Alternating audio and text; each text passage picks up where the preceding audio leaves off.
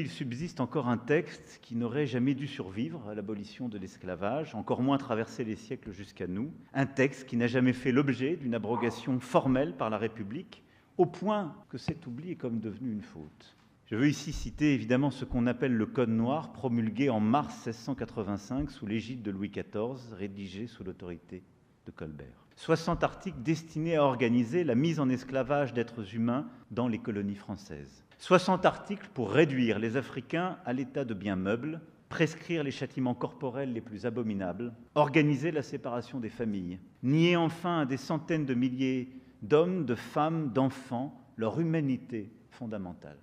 Certes, depuis l'abolition de l'esclavage du 27 avril 1848, ce terrible code ne produit plus d'effets juridiques.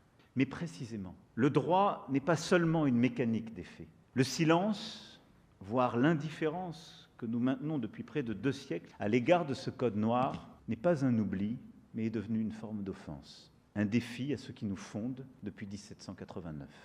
C'est pourquoi je demande au gouvernement de faire sienne la proposition de loi visant à abroger le code noir qui doit être débattu le 28 mai prochain à l'Assemblée nationale. Je veux ici saluer le travail de nombreux historiens qui ont soulevé ce débat, l'ont porté jusque dans la sphère politique. Oui, la France va enfin abroger le Code noir. Non pas pour l'effacer de notre histoire. Les archives demeureront, les historiens continueront leur travail, les musées continueront de l'exposer. Mais pour affirmer clairement que son maintien est une trahison de ce qu'est la République. Et parce que la République française doit enfin se donner les moyens de dire, dans sa propre langue juridique, avec la même solennité qu'elle a su déployer pour d'autres textes de mémoire, oui, ce texte est contraire à notre Constitution, contraire aux droits de l'homme et du citoyen, contraire à l'égale dignité de tous les êtres humains que nous professons comme une valeur fondatrice.